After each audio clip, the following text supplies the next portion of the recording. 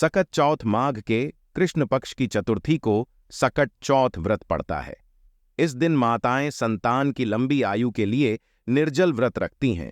यह व्रत संतान के जीवन में आने वाली हर संकट और बाधा से उन्हें बचाता है। सकट चौथ व्रत की ये हैं 3 मुख्य कहानियां। जरूर करें पाठ। माघ माह के कृष्ण पक्ष की चतुर्थी को सकट चौथ व्रत पड़ता है। इस दिन माताएं संतान की लंबी आयु के लिए निर्जल व्रत रखती हैं। यह व्रत संतान के जीवन में आने वाली हर संकट और बाधा से उन्हें बचाता है। इस दिन संकट हरण गणेश जी का पूरे विधि विधान के साथ पूजन किया जाता है। इसे संकष्टी चतुर्थी और तिलकुटा चौथ भी कहा जाता है। इस दिन माताएं पूरे दिन निर्जल व्रत रखती हैं और शाम को चंद्रमा को अर्घ्य देकर व्रत का पारण करती हैं। शाम को चंद्रोदय के दर्शन कर पूजा में दूर्वा, शकरकंद, गुड़हज और तिल के लड्डू चढ़ाए जाते हैं। दूसरे दिन सुबह सकट माता पर चढ़ाए गए पकवानों को प्रसाद रूप में ग्रहण किया जाता है। तिल को भूनकर गुड़ के साथ कूट लिया जाता है। तिलकुट का पहाड़ा बनाया जाता है। कहीं कहीं तिलकुट का बकरा भी बनाया जाता है। पूजन कर सभी में प्रसाद वितरित किया जाता है। पूजन के बाद माताएं सकट चौथ व्रत कथा सुनाती हैं। मान्यता है कि सकट चौथ व्रत में बिना व्रत कथा सुने या पढ़ें व्रत का फल नहीं मिलता है। ज्योतिष विद्वानों के अनुसार सकट चौथ का व्रत बिना व्रत कथा के अधूरा माना जाता है। इस व्रत को लेकर कई कहानियां प्रचलित हैं, जिसमें बुढ़िया माई की कहानी, भगवान श्री गणेश से जुड़ी कथा और माता पार्वती व भगवान शंकर आदि से जुड़ी कहानियां सुनी जाती हैं। यहां पढ़ें सकट चौथ से जुड़ी ये 3 कहानियां। आप अपने अनुसार इनमें से कोई भी कहानी पढ़ सकते हैं। सकट चौथ व्रत कथा 1। इसे पीछे ये कहानी है कि मां पार्वती एक बार स्नान करने गईं। स्नान घर के बाहर उन्होंने अपने पुत्र गणेश जी को खड़ी कर दिया और उन्हें रखवाली का आदेश देते हुए कहा कि जब तक मैं स्नान कर खुद बाहर ना आऊं, किसी को भीतर आने की इजाजत मत देना। गणेश जी अपनी मां की बात मानते हुए बाहर पहरा देने लगे। उसी समय भगवान शिव माता पार्वती से मिलने आए, लेकिन गणेश भगवान ने उन्हें दरवाजे पर ही कुछ देर रुकने के लिए कहा। भगवान शिव ने इस बात से बेहद आहत और अपमानित महसूस किया। गुस्से में उन्होंने गणेश भगवान पर त्रिशूल का वार किया, जिससे उनकी गर्दन दूर जा गिरी।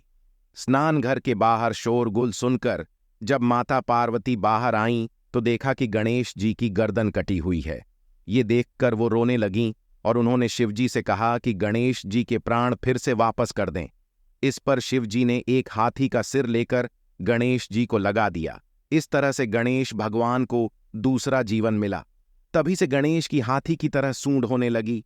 तभी से महिलाएं बच्चों की सलामती के लिए माघ माह के कृष्ण पक्ष की चतुर्थी को गणेश चतुर्थी का व्रत करने लगीं। सकट चौथ व्रत कथा 2। किसी नगर में एक कुम्हार रहता था। एक बार जब उसने बर्तन बनाकर आंवा लगाया तो आंवा नहीं पका। परेशान होकर वह राजा के पास गया और बोला कि महाराज, न जाने क्या कारण है कि आंवा पक ही नहीं रहा है। राजा ने राज पंडित को बुलाकर कारण पूछा। राज पंडित ने कहा, हर बार आंवा लगाते समय एक बच्चे की बलि देने से आंवा पक जाएगा। राजा का आदेश हो गया। बलि आरंभ हुई।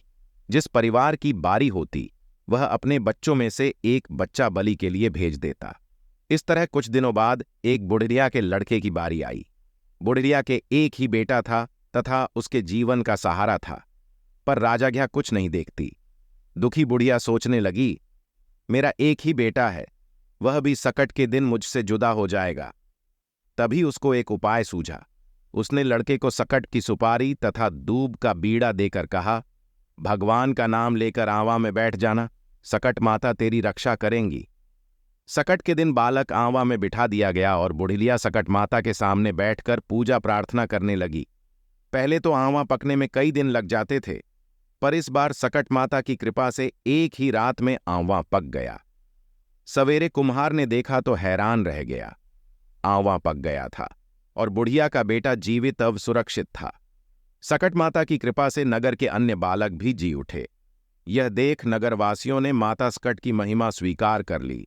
तब से आज तक सकट माता की पूजा और व्रत का विधान चला आ रहा है। सकट चौथ व्रत कथा 3। एक बुढ़िया थी। वह बहुत ही गरीब और दृष्टिहीन थी। उसके एक बेटा और बहू थे। वह बुढ़िया सदैव गणेश जी की पूजा किया करती थी। एक दिन गणेश जी प्रकट होकर उस बुढ़िया से बोले, बुढ़िया माँ, तू जो चाहे सो मांग ले। बुढ़िया बोली, मुझसे तो मांगना नहीं आता, कैसे और क्या मांगू? तब गणेश जी बोले, अपने बहू बेटे से पूछकर मांग ले। तब बुढ़िया ने अपने बेटे से कहा, गणेश जी कहते हैं तू कुछ मांग ले, बता मैं क्या मांगू? पुत्र ने कहा, मां, तू धन मांग ले। बहू से पूछा तो बहू ने कहा, नाती मांग ले। तब बुढ़िया ने सोचा कि ये तो अपने अपने मतलब की बात कह रहे हैं। उस बुढ़िया ने पड़ोसिनों से पूछा तो उन्होंने कहा, बुढ़िया, तू तो थोड़े दिन जिएगी, क्यों तू धन मांगे और क्यों नाती मांगे? तू तो अपनी आंखों की रोशनी मांग ले, जिससे तेरी जिंदगी आराम से कट जाए। इस पर बुढ़िया बोली, यदि आप प्रसन्न हैं तो मुझे 9 करोड़ की माया दें, निरोगी काया दें, अमर सुहाग दें, आंखों की रोशनी दें, नाती दें, पोता दें और सब परिवार को सुख दें और अंत में मोक्ष दें। यह सुनकर तब गणेश जी बोले, बुढ़िया मां, तुमने तो हमें ठग लिया, फिर भी जो तूने मांगा है वचन के अनुसार सब तुझे मिलेगा। और ये कहकर गणेश जी अंतर्धान हो गए। उधर बुढ़िया मां ने जो कुछ मांगा वह सब कुछ मिल गया। हे गणेश जी महाराज, जैसे तुमने उस बुढ़िया मां को सब कुछ दिया वैसे ही सबको देना।